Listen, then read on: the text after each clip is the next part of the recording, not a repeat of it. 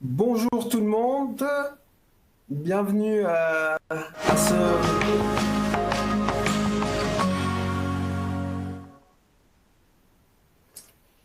webinaire réalisé grâce à la participation de Philips. Je vous remercie. Nous allons donc vous présenter tout un exposé autour de l'intérêt de l'analyse de la fonction ventriculaire droite en speckle tracking et plus particulièrement chez les patients atteints dans SDRA liés au Covid, mais cela peut s'appliquer à tous nos patients en SDRA en réanimation. Pour cela, le docteur Bels, qui travaille en réanimation au CHU d'Amiens, va nous présenter un topo sur tout l'intérêt de l'analyse en speckle tracking du ventricule droit. Voilà, le topo et le diaporama va bientôt commencer. Si vous avez des questions, je vous invite à les poser sur le chat. Les questions sont anonymes. N'hésitez pas à les poser au fur et à mesure de la présentation. Et à la fin de celle-ci, nous y répondrons avec le docteur Bales et moi-même. Voilà. Nous avons donc le diaporama. Et monsieur C'est bon, Bales. tu le vois?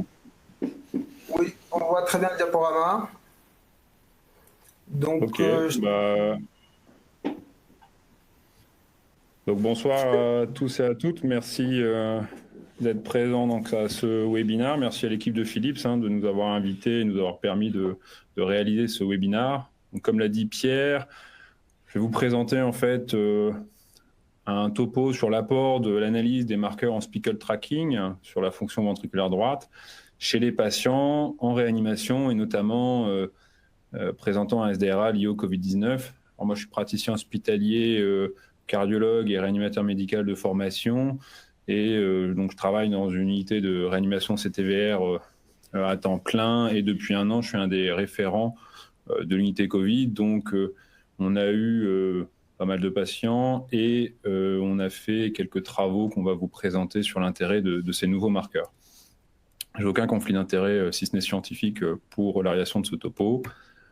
Alors, au niveau de la contraction du ventricule droit, vous savez que c'est un ventricule qui est difficile à analyser en routine clinique, en échocardiographie, du fait de sa morphologie qui est assez atypique, différent du ventricule gauche. Et globalement, on a au niveau du ventricule droit la chambre d'admission, puis le corps du ventricule droit, et on aura la chambre d'éjection.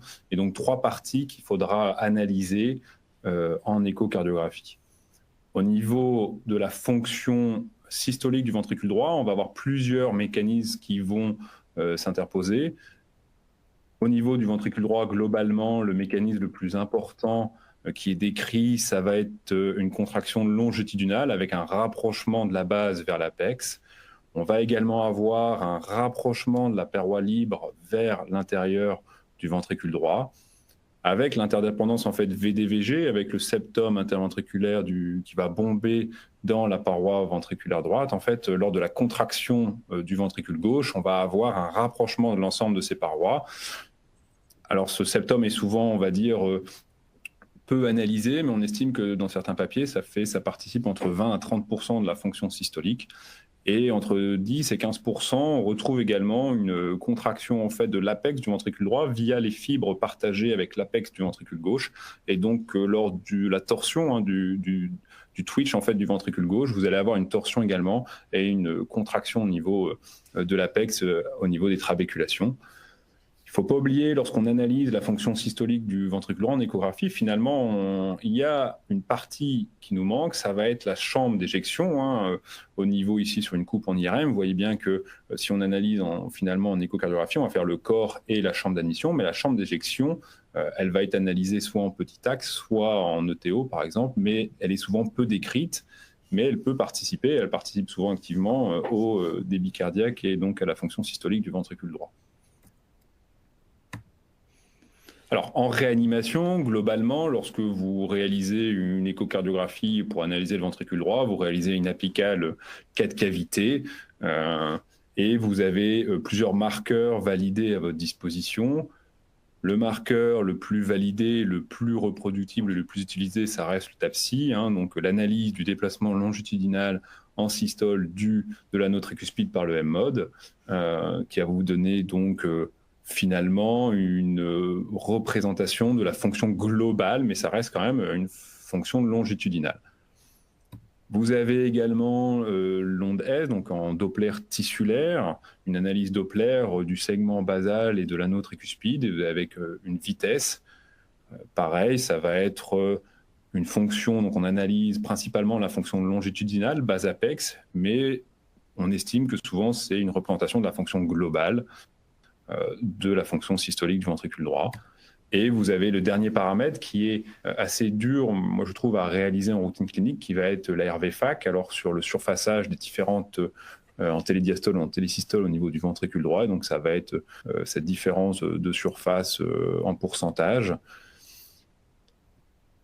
Plusieurs écueils à ces différents paramètres. On retrouve en fait le caractère de l'angle dépendance au niveau du M-mode, et que ce n'est qu'un reflet de la contraction longitudinale basale, et surtout que le TAPSI, en tout cas, est connu pour être très précharge dépendant, et donc des valeurs qui vont changer en fonction des conditions de charge. L'onde S également, on a l'angle dépendance lié au Doppler, et que ce n'est pas forcément un reflet de la contraction du VD.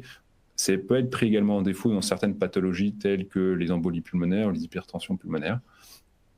Le RV-FAC a un des soucis, c'est sa reproductibilité qui est liée en fait au surfaçage, c'est-à-dire à la délimitation de l'endocarde, et donc c'est un des marqueurs qui a une reproductibilité la plus faible en échocardiographie. Donc ça va être les marqueurs que vous pouvez utiliser en routine clinique, en tout cas qu'on utilise en routine clinique pour évaluer la fonction systolique du ventricule droit avec leurs différentes limites. Alors, la place de l'échocardiographie en réanimation ou dans les pathologies aiguës réanimatoires est assez bien définie, puisque, quand vous le voyez ici sur un papier qui synthétise un peu sa place, elle est en fait en première position. C'est-à-dire que pour des patients avec une suspicion de dysfonction ventriculaire droite ou étiologique, l'échocardiographie est en place numéro 1. Vous pouvez après affiner par soit un cathéter artériel pulmonaire, donc une Swan Grant, soit un scanner, mais l'échocardiographie, qu'elle soit par voie transthoracique ou par voie œsophagienne, est primordiale, et donc encore plus chez les patients sous ventilation mécanique, elle fait partie des examens au lit du malade en routine clinique, en tout cas recommandés et effectués en réanimation. Un des soucis qu'on a, en tout cas en réanimation, pour réaliser l'analyse du ventricule droit, clairement, ça va être l'échogénicité. Vous avez quand même un pourcentage non négligeable de malades comme ici où vous voyez strictement rien. Alors encore plus quand ils sont en détresse respiratoire ou en insuffisance respiratoire aiguë sous Optiflow par exemple, comme les Covid, avec une échogénicité qui est très faible. Vous avez des patients peu mobilisables, donc comme ici, quand vous avez par exemple des franges graisseuses qui vous créent soit des artefacts, soit une difficulté pour réaliser vos marqueurs, vous voyez qu'ici, si vous réalisez vos marqueurs au niveau de l'anneau, vous allez être gêné par ces artefacts. Chez les patients qui présentent des cœurs pulmonaires aigus, vous savez que le cœur pulmonaire aigu se définit par une délimitation de surface.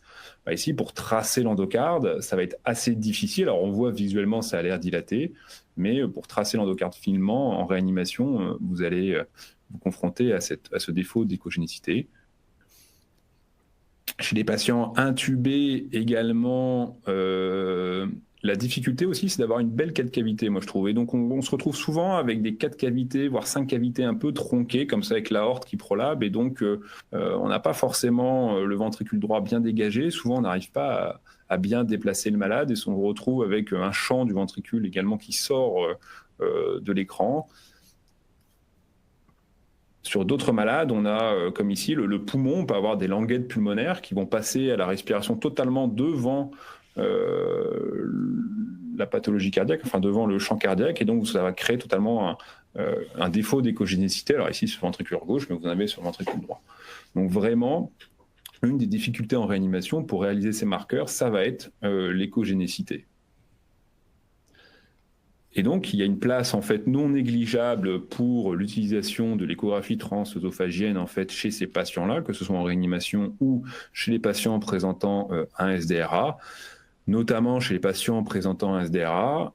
C'est connu depuis plusieurs années, mais l'ETO vous permet de faire un diagnostic plus important de cœur pulmonaire aigu qui reste quand même la complication en réanimation des SDRA. Alors, il peut être multifactoriel, et vous savez qu'il est défini par le rapport VDVG supérieur à 0,6, associé à une dyskinésie septale, qu'on retrouve bien, que ce soit en transgastrique ou en cas de cavité en ETO, et il est défini comme sévère si ce rapport est supérieur à 1. L'avantage en ETO également, c'est que vous allez pouvoir analyser un peu plus finement la chambre d'éjection, ici, en œsophage à 30-40 degrés, et vous allez pouvoir évaluer cette contraction de cette chambre d'éjection.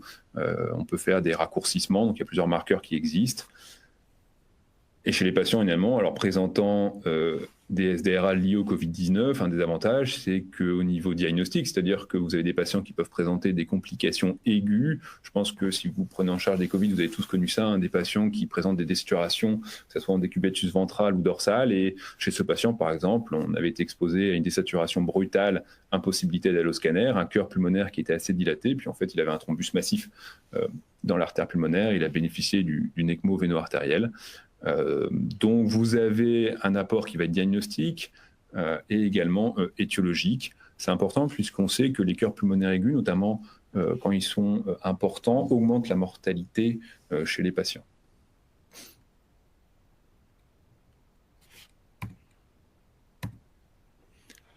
Un des soucis qu'on a lorsqu'on réalise des ETO, c'est l'interchangeabilité des différents marqueurs. C'est-à-dire les marqueurs que vous avez en ETT, tels que le TAPSI ou l'ONDES, et que vous voulez transposer chez un patient en ETO, par exemple que ce soit en réanimation ou bloc opératoire.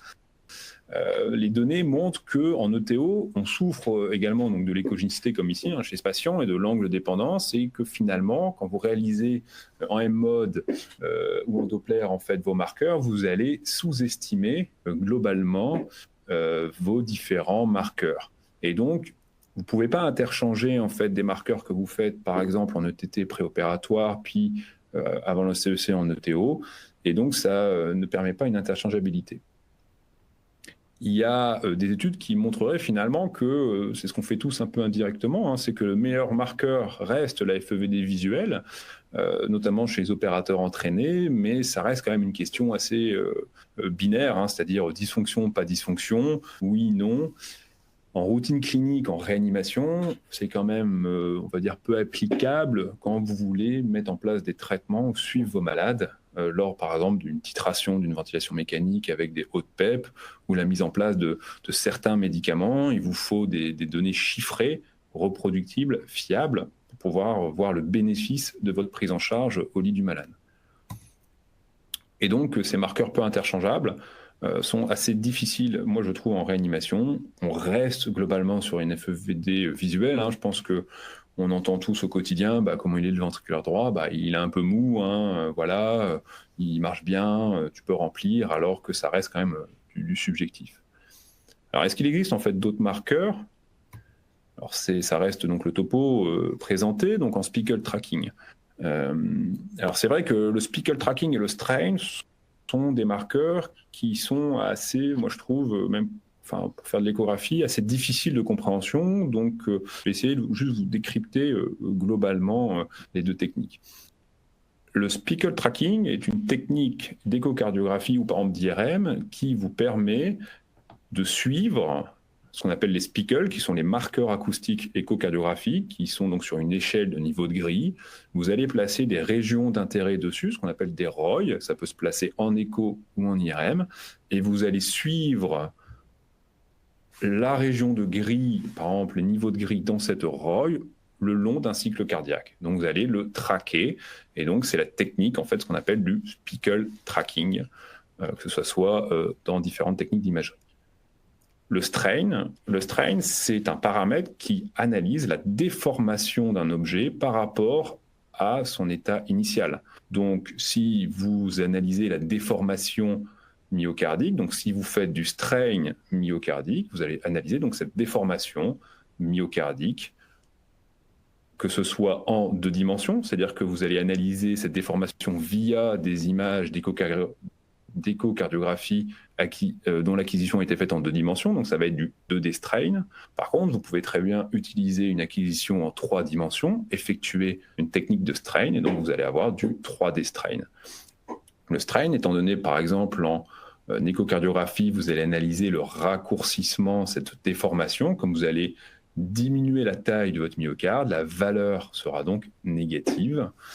Et donc vous avez ici la formule qui reproduit en fait cette mesure. Donc c'est une unité, c'est un paramètre sans mesure physique, valeur négative. L'avantage du 2D strain, du 3D strain au niveau myocardique, c'est que vous allez pouvoir analyser cette déformation myocardique sur le plan longitudinal, circonférentiel ou radial, et donc analyser les différentes composantes de la fonction systolique du ventricule gauche, qui est, on va dire, la plus développée en routine clinique, mais également au niveau du ventricule droit. Alors le strain, ça fait quand même une dizaine d'années que ça existe, ça a du mal, je trouve, à s'implanter, que ce soit en routine clinique, en échocardiographie pour le ventricule gauche. On le retrouve dans les cardiopathies valvulaires et notamment également dans le suivi des chimiothérapies. Dans le ventricule droit, à ce jour, il y a peu en tout cas, d'indications à le réaliser en routine clinique.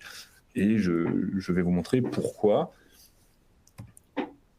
Un des soucis qu'on a avec le strain, donc le 2D strain sur le ventricule droit, ça va être le logiciel que vous utilisez, c'est-à-dire que vous avez des logiciels où on utilise le pattern, ici les ROI par exemple du VG, qu'on transpose sur le ventricule droit et on doit faire plusieurs manips réajustés, donc c'est du temps important, on perd un peu de reproductibilité. Vous avez plusieurs techniques, c'est-à-dire qu'on fait soit la technique des 6 ROI, donc ici ça va vous permettre d'analyser le ventricule droit en fait dans son paramètre global, donc c'est ce qu'on appelle le strain global du ventricule droit, où vous allez pouvoir analyser que la paroi latérale, alors avec une technique de 3 ROI, qui est donc, on va analyser le strain de la paroi latérale.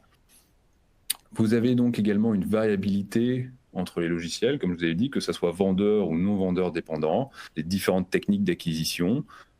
Il y a des variabilités, les dernières études en tout cas montrent qu'il n'y a pas de différence forcément significative entre les techniques ou les logiciels, donc vous pouvez utiliser certains logiciels ou certaines techniques chez les différents patients. Alors, au vu un peu des différentes techniques, en fait, il y a eu récemment une standardisation en fait de la réalisation du strain, et notamment au niveau du ventricule droit. Alors, je vous invite à lire ce document qui est très bien réalisé, qui vous donne en fait toutes les informations et tous les, on va dire, les petits tips pour réaliser du strain au niveau du ventricule droit, avec notamment la réalisation d'une coupe apicale 4 cavités centrée sur le ventricule droit, qui n'est pas difficile, qui n'est pas facile à avoir en réanimation, donc ce qui limite son utilisation afin de bien dégager notamment la paroi latérale et analyser le ventricule droit sur toute sa partie longitudinale. Un des écueils également de ce marqueur, ça va être son cut-off. Le cut-off retenu qu'on retrouve, c'est le moins 20%. En dessous de moins 20%, on pense qu'il y a une dysfonction donc, systolique du ventricule droit, mais ce cut-off va être changeant, enfin en tout cas ne va pas être le même selon les pathologies, selon le sexe du patient, et donc on va avoir des ranges. Et donc c'est pour ça qu'on a du mal à l'appliquer, on va dire, en routine clinique. Vous voyez également que pour l'appliquer, il vous faut quand même un contour de l'endocarde et une définition myocardique qui est assez importante pour bien placer les ROI. Et donc, en réanimation, ça va être un de ces points, on va dire, négatifs à utiliser en routine clinique. Alors, il y a des logiciels maintenant, comme ici, avec le QLab, avec l'AutoStrain, qui va, on va dire, vous faciliter la tâche, c'est-à-dire que vous allez avoir un algorithme qui va vous détecter automatiquement les contours de l'endocarde et vous donner donc, les valeurs. Ici, par exemple, vous avez le strain global, et là, vous avez le strain de la paroi libre. Alors, moi, j'ai effectué, en fait, j'utilisais 2 techniques, et c'est vrai qu'en AutoStrain, ça vous fait un gain de temps et une reproductivité qui est vraiment meilleure. Donc voilà, je pense qu'on va avoir de plus en plus d'outils logiciels qui vont être totalement automatisés. Reste la définition de l'endocarde. Vous pouvez replacer les ROI manuellement si au cas où si la détection est mal faite, mais la définition de l'endocarde doit être quand même assez importante pour réaliser ces marqueurs. Alors, sa place en réanimation, donc si on regarde en fait les dernières recommandations de l'utilisation ou de ce que doit comporter une étude évaluant la fonction systolique droite, finalement, on retrouve les 3 indices que je vous ai présentés, la RVFAC, le LONDES et le TAPSI, et que le strain n'a pas encore sa place, en tout cas, peu de données pour l'utilisation dans les études analysant la fonction systolique du ventricule droit. Volontairement, je ne vous ai pas parlé des autres marqueurs, hein, comme l'indice de Tay ou les marqueurs ou analysant par exemple l'accélération isovolumétrique au niveau du ventricule droit, puisque c'est des marqueurs qui sont honnêtement en routine clinique très difficiles de réalisation, et donc volontairement, je n'en ai pas parlé pour la durée de ce topo. Et donc, vous voyez qu'ici, la place du strain reste quand même en fait un peu, on ne sait pas très bien où le placer, il y aurait peut-être un avantage ou des données, mais globalement, on ne le fait pas en routine clinique. Alors, est-ce qu'il existe d'autres marqueurs en speckle tracking qu'on peut utiliser en fait au lit du malade? Alors, il y a un marqueur qui paraît être en tout cas intéressant, sur lequel notre équipe avec Pierre, on travaille, hein, qui est via l'application Philips ACMQ. On va analyser en fait la fonction systolique du ventricule droit via ce qu'on appelle le TIMAD. Alors, c'était avant un marqueur en speckle tracking qu'on utilisait sur la mitrale pour analyser la fonction systolique du ventricule gauche. Donc, c'est le Tissue Motion Annular Displacement. Vous allez analyser finalement plusieurs paramètres. Vous allez, je vais vous montrer juste après, en fait, vous allez placer des ROI de speckle tracking au niveau de l'anneau tricuspidien et de l'apex. Et le logiciel va vous calculer automatiquement 3 marqueurs qui représentent en fait plusieurs analyses de la fonction systolique. Vous allez avoir ce qu'on appelle le TAD latéral ou le TIMAD latéral, ça dépend des papiers, qui est en fait le rapprochement du point bleu ici vers l'apex. Donc c'est une mesure de distance, donc c'est du millimètre.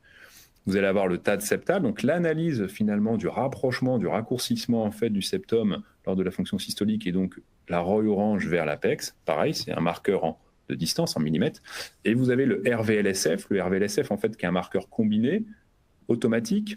Le logiciel va vous créer ce qu'on appelle ici le middle point automatiquement, et il va calculer le raccourcissement de ce middle point à l'apex en systole et en diastole, vous faire donc un peu comme une RV-FAC en speckle tracking, et ça va vous donner un marqueur en pourcentage qui est un peu le reflet global de votre contraction, de votre fonction systolique du ventricule droit.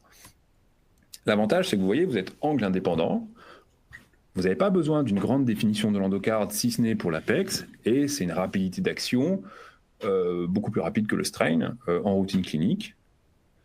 Et c'est vrai que c'est un avantage, en tout cas, de ce marqueur. Il va vous permettre également d'analyser, en fait, via le TAD latéral, la fonction longitudinale, c'est-à-dire le rapprochement base-apex, mais également la torsion ventriculaire droite, puisque vous allez avoir la ROI de l'apex qui va se modifier.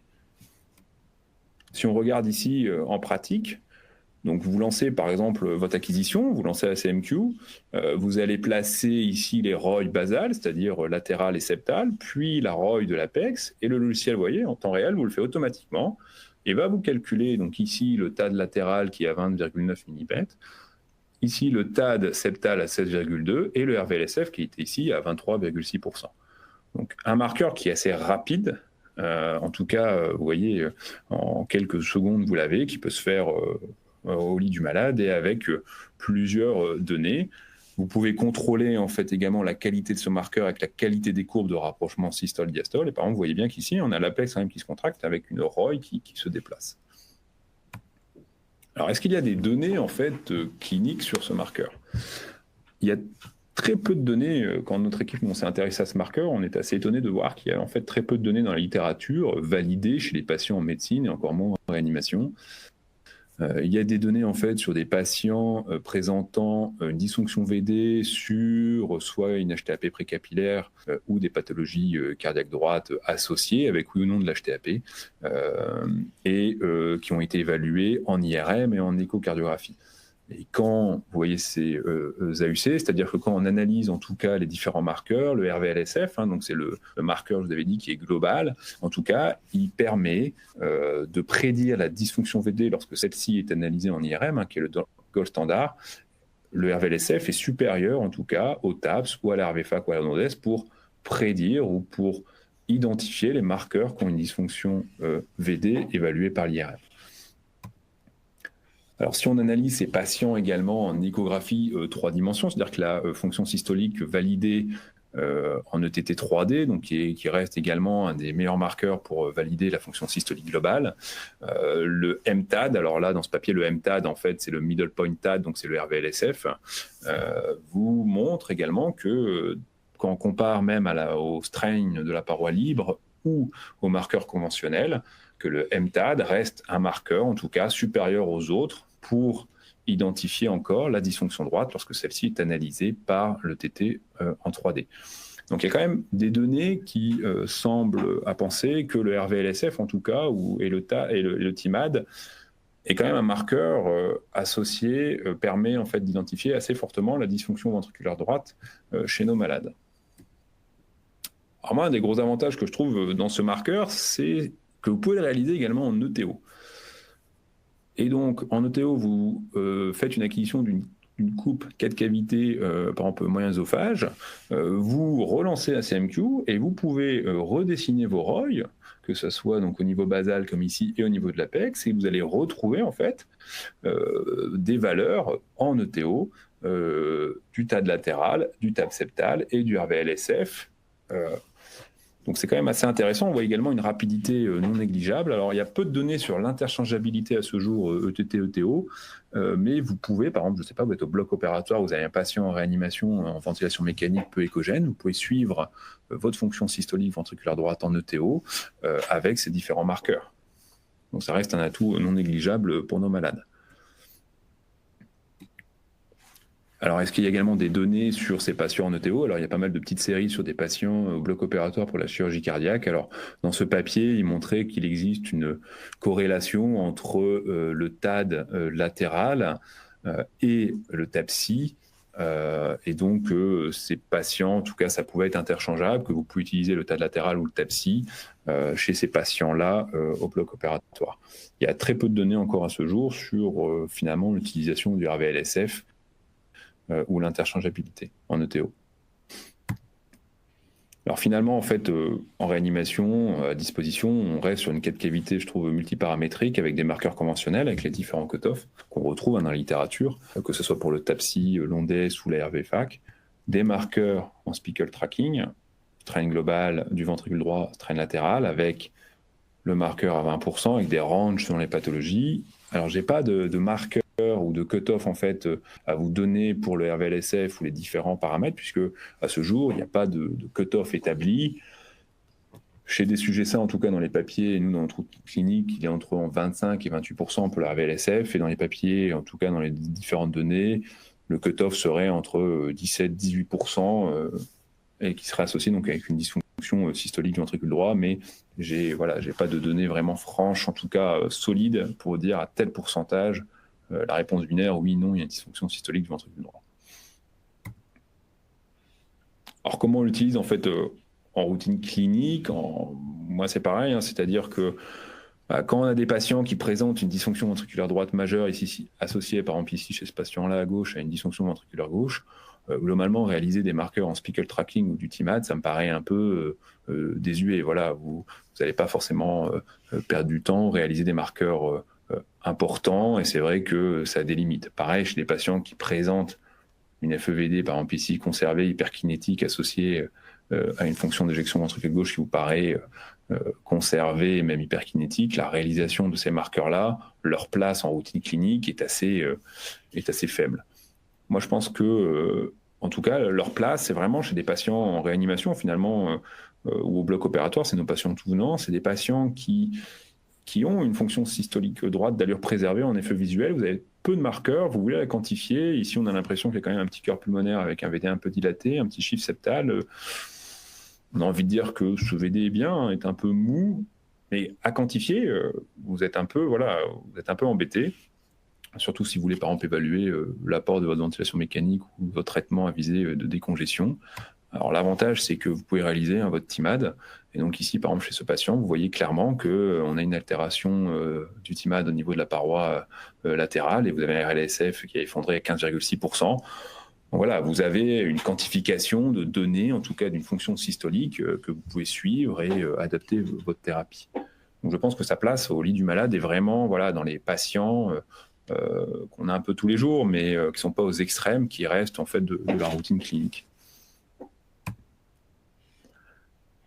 Donc également dans le topo, on voulait vous présenter ce qu'on avait développé chez les patients présentant des SDRA liés au Covid-19. Alors pour ceux qui travaillent en réanimation, je présume que vous êtes comme nous, vous êtes submergés par ces patients. Nous, à Amiens, on avait accueilli, c'est vrai, les premiers patients qui n'étaient pas des expatriés venant de la Chine. Et donc, on s'était retrouvés, on va dire, dans l'œil du cyclone avec l'Oise, avec énormément de malades, des patients intubés très précocement, en décubitus ventral et avec des patients qu'on pensait, en tout cas, qu'on trouvait avec un SDRA qui n'était pas identique au SDRA qu'on connaissait, nous, sur les grippes H1N1, sur les atteintes bactériennes. On avait beaucoup de patients sous ECMO et donc on voulait un peu évaluer la fonction systolique du ventricule droit chez ces patients. Il y avait, alors est-ce qu'il y a des papiers déjà qui se sont évolués? Alors, un des tout premiers papiers qui est sorti sur l'applicabilité du strain ou du speckle tracking chez ces patients-là, c'est l'équipe de Lee qui est sortie en novembre 2020, et donc ils avaient évalué chez 140 malades environ, en échocardiographie, chez des patients alors qui étaient réanimatoires, hospitalisés en réanimation, hospitalisés en service conventionnel, un peu tout venant, sous ECMO ou sans ECMO, la fonction systolique du ventricule droit. Et donc, dans ce papier, ils avaient divisé la fonction systolique en quartile, en tiers-tile, et ils retrouvaient que le strain, en tout cas que l'altération du strain, était pronostique quand vous le combinez, quand cette altération était combinée avec des données cliniques, qui étaient par exemple la PaO2, la présence d'un état de choc ou la présence d'une ECMO, vous avez une augmentation de la mortalité. Par exemple ici également, quand vous preniez le TAPSI ou la RV-FAC. Alors moi j'ai un énorme souci avec ces études, c'est que j'ai toujours du mal à utiliser mes marqueurs cliniques pronostiques lorsque je réalise une échographie au lit du malade, et savoir que ici par exemple que 20 à 30 jours après mon échocardiographie, je vais avoir une augmentation de la mortalité. Voilà, au lit du malade, ça vous aide pas forcément de qu'est-ce que vous allez faire, est-ce que l'altération améliore votre thérapie ou pas, honnêtement. Donc voilà, ça a l'air d'être pronostique, en tout cas chez les patients tout venant. L'altération du strain, ce qu'on retrouve finalement, l'altération de la fonction ventriculaire droite est, on va dire, dans beaucoup de pathologies souvent pronostiques, qu'elles soient évaluées par le TAPS, l'ONDES, le strain, et dans différentes pathologies. Donc c'est pas étonnant. La question, c'est qu'est-ce que vous en faites? Il y a de plus en plus de papiers qui sortent sur cette altération ventricule droite utilisée en strain, que ce soit chez les patients uniquement présentant de la RDS, que ce soit des patients intubés, non intubés, ou chez des patients qui présentent également une dysfonction, une altération de la fonction cardiaque évaluée par exemple par la fonction d'éjection systolique du ventricule gauche, ou une augmentation de la troponine. Et donc tous ces marqueurs, ça a l'air d'être pronostic, mais voilà, quand vous avez un marqueur, un patient qui arrive chez vous en réanimation, intubé, non intubé, sous optiflow, en détresse respiratoire aiguë, que vous réalisez une échocardiographie, que vous trouvez une altération du strain, pour savoir que ce patient va décéder dans les 30 jours, qu'est-ce que vous en faites? Est-ce que, comment vous le surveillez? Est-ce que ça a vraiment un impact clinique fort au lit du malade? Pour ma part, j'ai un peu de doute. Ce qu'il nous faut, c'est des marqueurs que vous pouvez utiliser régulièrement et dont l'évolutivité vous apporte la réponse. On avait eu, nous, un premier afflux de malades donc en fin février, début mars 2020. On s'était retrouvé en fait avec une dizaine de malades en décubitus ventral, difficilement ventilables. Certains avaient des ECMO, avec une impossibilité, nous, d'analyser en fait finalement la fonction ventriculaire droite, puisqu'ils passaient la plupart du temps en décubitus ventral. On avait quelques cathéters artériels pulmonaires, mais quand vous aviez 10-12 malades en DV, c'était difficile. Donc en fait, on réalisait, nous, systématiquement des ETO en décubitus ventral, et on voulait voir l'applicabilité du speckle tracking. Et donc une des premières études qu'on avait sorties, c'était chez ces patients-là, la faisabilité en tout cas en ETO chez des patients ayant un SDRA de gravité moyenne à sévère lié au Covid-19, la faisabilité en fait du speckle tracking était en ETO d'environ était de 100% en fait. On pouvait le réaliser chez tous nos malades, notamment la réalisation de l'ETO. Moi, quand j'avais commencé en fait cette étude, j'avais un doute sur l'introduction de la sonde au niveau de la sphère ORL. Alors le petit truc que je vous donne, c'est de laisser le caldant. C'est-à-dire qu'avant que le malade de le mettre en DV, vous laissez le caldant, puisque finalement, c'est la position du caldant avec la sonde d'intubation qui va vous faire augmenter le risque soit d'extubation, soit de complications au niveau de la sphère ORL. Et chez nous, en tout cas, chez les patients, bien sûr, qui ne présentaient pas de contre-indication à l'ETO, on avait 100% de faisabilité. Ça vous permettait, par exemple, si vous avez un patient qui présente une désaturation ou un état de choc en DV, de monitorer votre fonction ventriculaire droite, de voir s'il n'y a pas du thrombus, de voir votre titration de PEP, l'effet de votre ventilation. On a été aussi également frappé du taux de reproductibilité de ces marqueurs. On a des reproductibilités assez fortes en speckle tracking. Une des raisons, je pense que ça vient du fait que c'est le logiciel qui calcule presque à 100% en fait tous vos marqueurs. Vous ne placez que les ROI, donc il n'y a pas de calcul de mesure, de points à faire entre différentes données, et donc ça limite quand même, on va dire, l'erreur humaine, et donc ça explique, je pense, la reproductibilité assez forte. Et puis visuellement, vous verrez si vous en faites, avec les courbes, on acquiert très vite une expérience qui est assez simple en fait dans l'utilisation du marqueur, donc vous voyez très bien si vos ROI sont mal placés ou pas, et vous pouvez les corriger très facilement. Donc vous pouvez monitorer vos patients en décubitus ventrale avec cette technique. Une des complications qu'on retrouve également dans les cœurs pulmonaires aigus, par exemple, enfin qui est le cœur pulmonaire aigu dans les SDRA liés au Covid-19, chez les patients en SDRA, donc c'est le cœur pulmonaire aigu. Par exemple, chez ce patient-là, voilà, on retrouve à l'ETT, en tout cas un cœur pulmonaire aigu. Si vous voulez réaliser ici des marqueurs avec les artefacts, je vous mets au défi de me sortir un TAPS, une Ondes ou une artefact de grande qualité. Même si vous faites de l'autostrain, vous voyez qu'il détecte assez bien le contour de l'endocarde, il vous sort des chiffres là, à 25,8 et 21,6%. La pertinence, en tout cas, pour la paroi la septale, est assez bonne.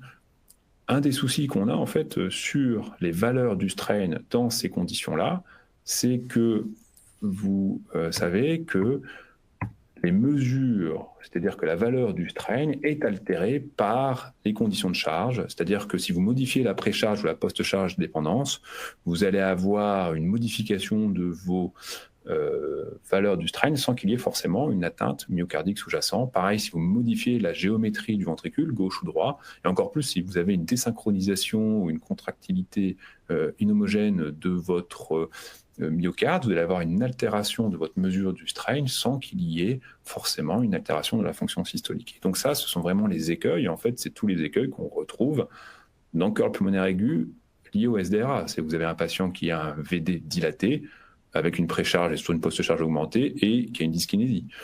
Donc c'est vraiment c'est difficile d'utiliser ce marqueur avec les cœurs pulmonaires aigus. Et donc, on avait regardé, en tout cas chez nos patients, l'apport du TIMAD pour ces patients-là. Et donc, chez tous nos patients qui présentaient en fait un SDRA sous ventilation mécanique, on avait évalué en ETO, en ETT, notamment en ETO surtout, en fait, le TIMAD et le strain. Et on retrouvait en tout cas ce qu'on retrouvait en fait dans les papiers en IRM ou en écho 3D, c'est-à-dire que le RVLSF a été supérieur aux autres marqueurs pour analyser la fonction systolique ventricule droit par rapport, alors là on l'avait analysé par rapport à la RVFAC, et notamment dans le groupe qui avait les cœurs pulmonaires aigus. En d'autres termes, quand vous avez un patient qui a un cœur pulmonaire aigu, vous pouvez utiliser bien sûr le strain avec on va dire, les précautions nécessaires sur vos valeurs, mais vous pouvez également utiliser donc, le TIMAD qui est assez sensible et assez spécifique pour identifier les patients qui ont une dysfonction ventriculaire droite.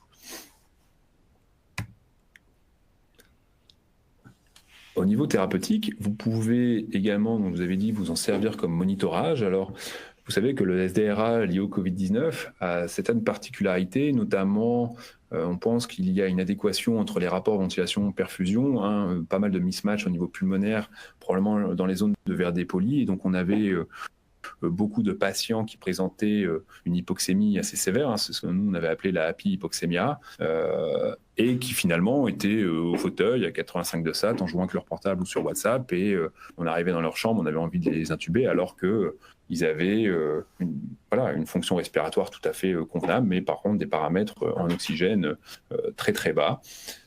Et donc chez les patients qui présentaient en fait des SDRA réfractaires, à qui par exemple on contre-indiquait l'ECMO véno-veineuse, on était assez embêtés de savoir comment améliorer nos malades, et on avait en tout cas fait pas mal de données sur l'utilisation de l'almitrine, hein, qui est un vasoconstricteur artériel pulmonaire très sélectif, qui était utilisé dans l'ARDS dans les années 2000, qui avait été décommercialisé, et qui, couplé au NO, en tout cas, permettait probablement, chez certains malades, de restaurer, en tout cas, ces mismatchs, en tout cas, une adéquation entre la ventilation et la perfusion. Et donc, on a fait pas mal de malades. On a présenté notamment un malade qui présentait en fait une contre-indication à l'ECMO. Ici, un cœur pulmonaire aigu, avec un P sur F qui était à moins de 60, qui présentait, vous voyez, une altération de votre strain, en tout cas liée à ce cœur pulmonaire aigu. Si vous utilisez de l'almitrine, une des premières complications chez ces patients, ça va être les crises d'HTAP et l'augmentation de la post-charge. Donc, si dans les 1 à 2 heures, vous n'avez pas d'effet sur la P sur F ou si vous avez des effets secondaires sur votre fonction ventriculaire droite, il faut l'arrêter. Mais pour monitorer, c'est assez compliqué. Et donc, nous, en fait, en routine clinique dans notre service, lorsqu'on a des patients qui utilisent la métrine, on les monitore, par exemple, via les ETO et via le strain. Et chez ce patient, on avait eu une éversion totale de son cœur pulmonaire aigu et avec, vous voyez, une amélioration, en tout cas, de son strain assez fort et qu'on retrouvait également sur les autres marqueurs. Donc, vous avez là vraiment des outils que vous pouvez utiliser au lit du malade. On avait également réalisé les mêmes données en TIMAD et on avait une amélioration du RVLSF chez ces patients-là. Donc, en conclusion pour cette présentation, l'approche de la fonction systolique du ventricule droit est une approche multiparamétrique, avec, je pense, en réanimation, l'utilisation de l'ETO à grande ampleur. Vous pouvez analyser, bien sûr, cette dysfonction droite, notamment chez les patients présentant un cœur pulmonaire aigu. Moi, je pense que les marqueurs en speckle tracking ont vraiment un intérêt sur le monitorage et sur des traitements, que ce soit l'almitrine, que ce soit votre titration en ventilation mécanique ou la cogestion. Et par contre, c'est vrai qu'on manque de données dès qu'il faut permettre un développement de ces marqueurs, que ce soit en ETT, en ETO, pour leur applicabilité en routine clinique. Et je vous remercie de votre attention et de votre présence à ce webinaire. Merci Christophe pour cette présentation. N'hésitez pas à poser des questions si vous avez des questions sur le chat. Moi, j'ai des petites questions parce que finalement, depuis que tu travailles dessus et qu'on en discute et que je l'utilise, j'ai été séduit, quoi. Je trouve que c'est facile. Et c'est vrai que par rapport à ce qu'on voit en pratique clinique et tous les indices et utiliser souvent de manière inadéquate, mal fait, celui-là m'a pas mal séduit et parce que je trouve que c'est simple et ça me semble vraiment assez simple à apprendre, à maîtriser. Et je pense que là, tu nous présentes dans le cadre du SDRA, mais je pense qu'il y a tout un champ d'application pour nous en réanimation qui est important, et notamment dans le monde périopératoire de la chirurgie cardiaque, des assistances, tout ça. Et j'aimerais bien savoir en fait comment tu l'as intégré en pratique, parce que moi je l'utilise, mais je suis pas sûr de l'aussi bien utiliser que toi. Et je voudrais savoir, finalement, toi, tu as un patient qui vient, qui a un cœur pulmonaire ou une dysfonction droite, comment tu l'intègres par rapport à ta prise en charge et ta stratification thérapeutique? Alors c'est vrai que maintenant on le réalise nous assez souvent dans le service, et notamment les internes, on les avait formés, et c'est vrai qu'ils ont une courbe d'apprentissage assez vite. Moi globalement, je fais un peu comme tout le monde, c'est-à-dire qu'en première vue c'est la FEVD visuelle. Voilà, quand on a une dysfonction droite totalement altérée, que ce soit par exemple en post-CEC ou chez les patients qui ont un cœur à plat, ou alors un état prékinétique, la réalisation, à part, on va dire, sur l'apprentissage, la culture scientifique, c'est ce qu'on fait. Moi, par contre, je le fais vraiment chez les patients où finalement, le TAPS et l'ONDES, il y a souvent un overlap. On a souvent un TAPS à 20, 22, enfin, on va dire normal, supérieur à 16. Une ONDES qui est souvent soit à 15, soit altérée. La RVFAC difficile, et voilà, je sais pas, 37, 40%. Et finalement, on a peu de données. Et c'est vrai qu'en fait, finalement, moi j'utilise le RVLSF même maintenant en première intention, c'est-à-dire que voilà, je fais ma coupe 4 cavités, je regarde ma FEV visuelle et je regarde. Et ça nous a permis, je trouve, de revoir l'importance notamment du septum dans la contraction du ventricule droit. Toi, je sais pas ce que tu en penses, mais on a souvent, encore plus en post-CEC, des patients de toute façon qui ont une paroi latérale qui est totalement non interprétables et retrouver des contractions septales, enfin de pouvoir analyser ce septum avec une mesure, parce que finalement il n'y a pas d'autre mesure, ça peut être intéressant. Et le RVLSF, finalement, il encadre tout ça. C'est-à-dire que vous avez un marqueur qui prend la fonction longitudinale, la fonction un peu le raccourcissement septal et global. Et comme tu as dit, moi, c'est la simplicité, c'est-à-dire qu'en quelques ondes, vous l'avez, les endocardes, vous n'avez pas besoin de, par exemple, comme pour le strain, de refaire vos rods, de les replacer, de le faire 2-3 fois. Là, en quelques ondes, vous l'avez. C'est aussi simple qu'à faire en offline qu'un Simpson. Tu peux le faire en ETO, tu peux les enregistrer. Et... Non, je pense que... Alors après, voilà, je pense qu'il faut des données également dans certaines pathologies, mais ça reste, je pense qu'on peut l'appliquer en quotidien, et que ça soit en ETT, en ETO. Et je pense que son apport en ETO peut être très fort. Et est-ce que vous l'avez intégré, vous, sur Amiens, dans le cadre des interactions cardio-pulmonaires du SDRA? Parce que, bon, on parle du cœur pulmonaire aigu, mais il y a la pathologie pulmonaire, mais je pense qu'il y a aussi de l'impact lié à l'atrogénie de la ventilation. Et est-ce que vous, en pratique, parce que là tu parlais des traitements comme la citrine, des vasodilatateurs inhalés, par exemple sur la gestion puisque de la ventilation par rapport à l'impact sur la poche-charge, la titration de la PEP, un équilibre entre de l'oxygénation et un impact sur la fonction ventriculaire droite? Alors moi, j'ai pas de... Alors moi, personnellement, c'est vrai que je m'en sers pour titrer, par exemple, ma ventilation, pour décongestionner certains patients, pour avoir en fait des marqueurs de suivi. C'est surtout ça, c'est que comme il est très reproductible, on se dit qu'intellectuellement, son suivi peut être intéressant. Maintenant, là, j'ai pas de données. Nous, on l'a pas encore, on va dire, généralisé, on va dire, dans des protocoles, puisqu'on essaye surtout d'avoir des données au bloc opératoire et dans ces pathologies-là. Mais moi, par exemple, j'ai des internes qu'on forme et très vite, ils nous parlent du RVLSF ou de ces marqueurs-là parce que ça leur semble simple et ils disent je pensais que le VD était bien voilà, et finalement, il est un peu effondré. C'est vrai que quand on regarde le ventricule, ça nous paraît altéré. Alors, pour les praticiens, je pense qu'ils font de l'échocardiographie quotidiennement, c'est assez simple. Et ça, c'est l'étude qui a montré. La FE visuelle reste un bon marqueur, mais pour des internes en formation ou des praticiens dont l'échocardiographie n'est pas une routine clinique, une grande expérience, je pense d'avoir des marqueurs faciles d'accès, reproductibles, qui vous permettent de suivre n'importe quelle thérapie, c'est intéressant en lit du malade. Alors bien sûr, ces marqueurs ne seront pas pronostiques.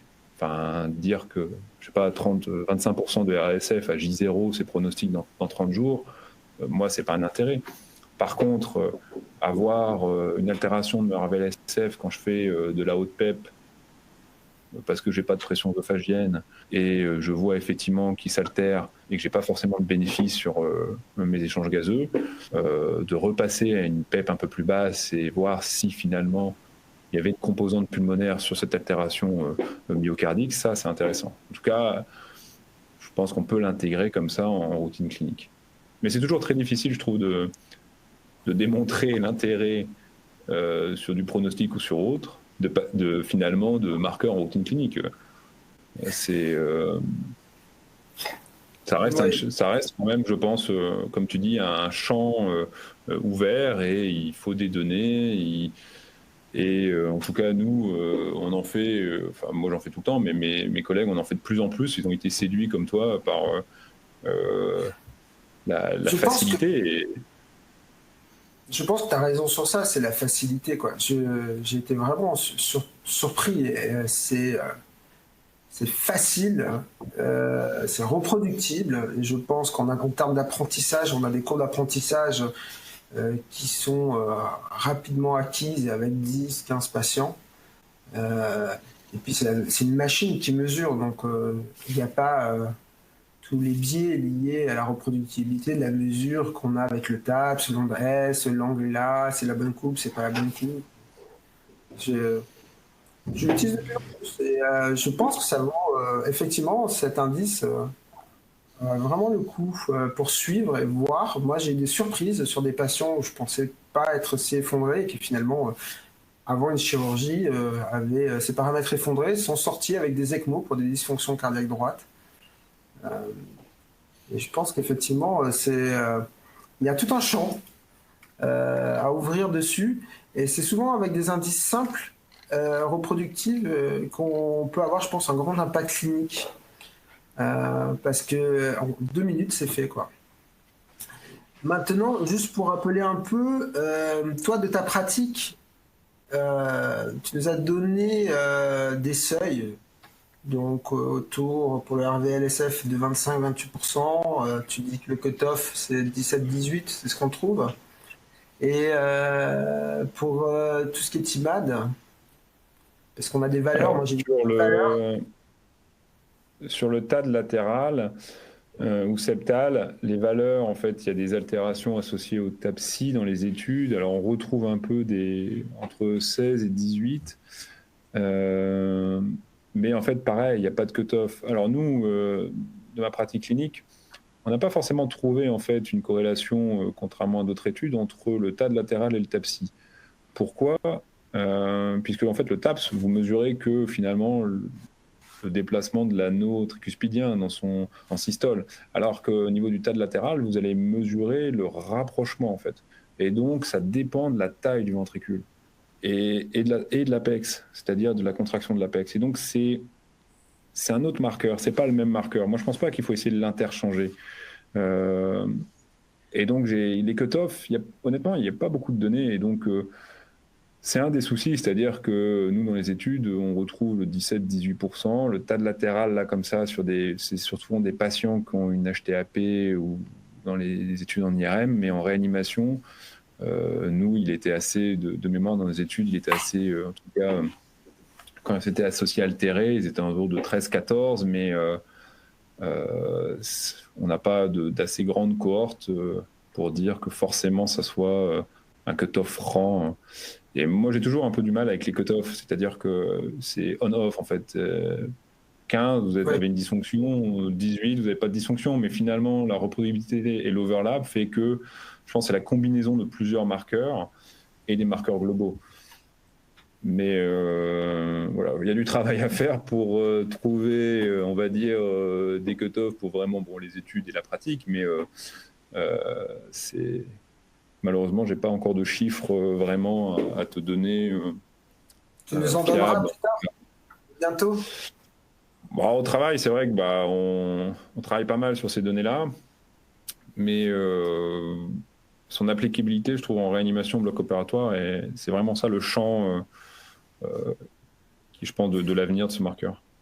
Et j'ai une question. Tu penses, on a quand même des patients difficiles, tu l'as dit en réa, et des fois on a vraiment que la sous-costale. Tu t'en as parlé dans ta présentation. Et tu penses que c'est réalisable sur une sous-costale? Ça a une Alors moi, valeur. globalement, je n'utilise pas la sous-costale pour faire que ce soit le strain ou le TIMAD. J'ai souvent du mal avec la sous-costale parce que, alors c'est vrai qu'elle vous dépanne. Quand vous avez des patients, par exemple BPCO, en détresse respiratoire, qui ont un cœur très désaxé, finalement, même avec certaines sous-costales, vous pouvez avoir une apicale un peu tronquée. Il y a des études qui utilisent la sous-costale pour faire le strain. Dans la standardisation, dans le papier que vous avez montré, ils ne le recommandent pas. Moi, globalement, je ne le fais pas parce que je ne sais pas très bien ce que je mesure. Je ne sais pas très bien quelle paroi je mesure finement. Et voilà, je préfère, si mon patient est en ventilation mécanique, je préfère lui faire des ETO s'il n'a pas de contre-indication.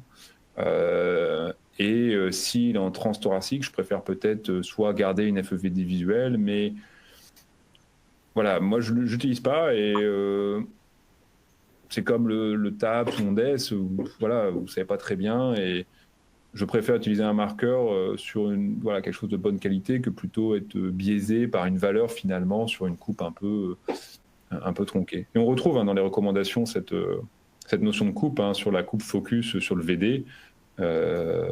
Puisqu'on sait très bien que l'analyse dépendant de la coupe d'acquisition, et donc afin d'être positif, il faut qu'on fasse tous la même coupe. Ouais. Bon.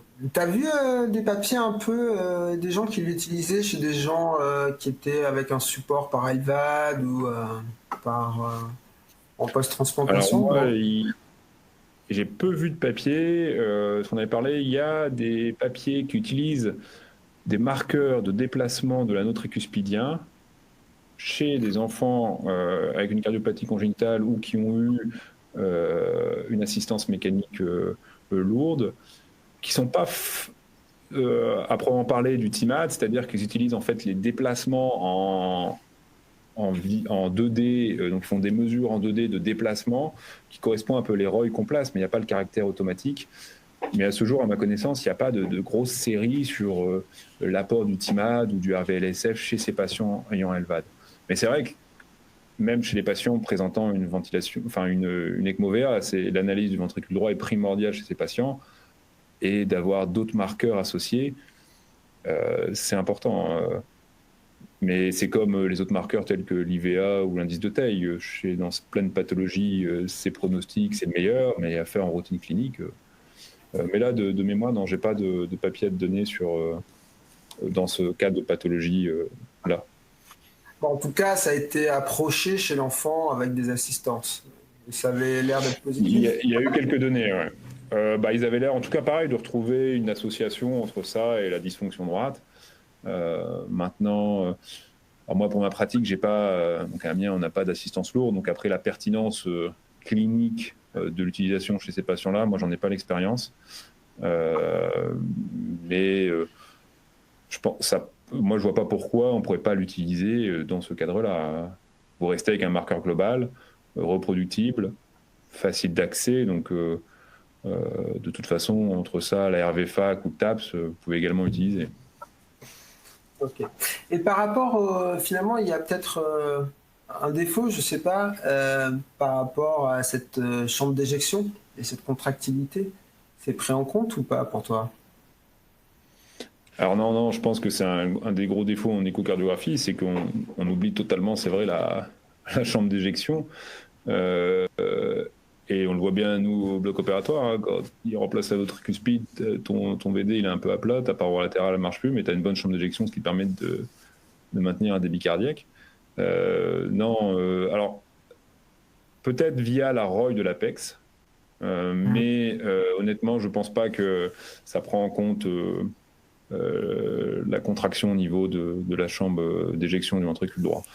Je pense qu'il faut peut-être trouver des indices combinés. Alors peut-être qu'on pourrait développer des marqueurs en spicle, des ROI sur la paroi. Il y en a qui font des raccourcissements en M-mode. On pourrait imaginer des ROI qu'on place, je sais pas, au niveau de l'anneau aortique et la paroi de la chambre d'éjection et qui mesurent le raccourcissement automatique. Peut-être, mais non, en tout cas, je ne pense pas que physiologiquement et avec le marqueur, ça soit pris en compte. Ok. Bon, mais moi j'ai plus de questions. Nous n'avons pas de questions. En tout cas, s'il y a une chose à dire, c'est que je pense qu'il faut en faire du speckle tracking sur le ventricule droit. C'est surprenant comme c'est simple, reproductible. Il y a tout un champ à ouvrir et en fait, je pense que toi, Christophe, tu dois travailler un peu dessus. J'aurais juste une dernière question pour conclure. ETT, ETO, on fait des deux.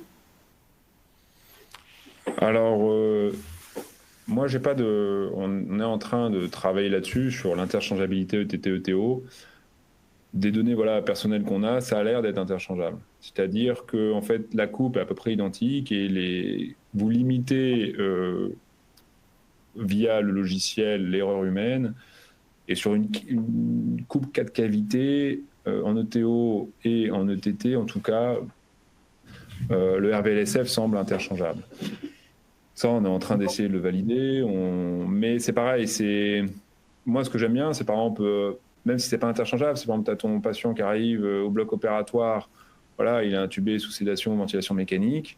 Tu te fais ton analyse en ETO, ta fonction ventriculaire droite avant le début de la CEC, ou avant, je sais pas, pneumonique ou tout ce que tu veux. Tu peux la monitorer. Tu n'as pas besoin de savoir si le TAPS avant était altéré ou pas, puisque tu l'as intubé, tu sais plus en ETT si la ventilation mécanique est altérée ou pas, finalement. Tu le sous-estimes, donc tu es un peu perdu. Tu restes sur du binaire, ça marche pas. Là, tu le fais post-intubation, tu as une valeur que tu peux suivre pendant toute ta chirurgie. Pareil, chez la SDRA, il est intubé. Alors nous, en plus, ils sont intubés pendant plus de 15 jours. Tu peux le suivre. On a également fait des travaux chez les sujets sains, en tout cas. Ces marqueurs ont l'air d'être moins précharge dépendants que le TAPS, par exemple. Probablement du fait de la reproductibilité et du fait qu'on joue moins sur le volume du ventricule droit. En tout cas, il n'y a pas de dilatation annulaire et donc ils ont l'air d'être moins sensibles à la précharge ou la post-charge comparé aux autres marqueurs. Ah, ça, c'est intéressant. Mm. Bon. Mais, merci, Christophe. Merci à Félix de nous avoir permis de discuter autour de cette question. Vous avez la possibilité de voir en replay ce webinaire. Je vous remercie et bonne soirée. Merci à vous et merci également à l'équipe de Félix et merci à toi, Pierre. Bonne soirée à tout le monde. Bonne soirée.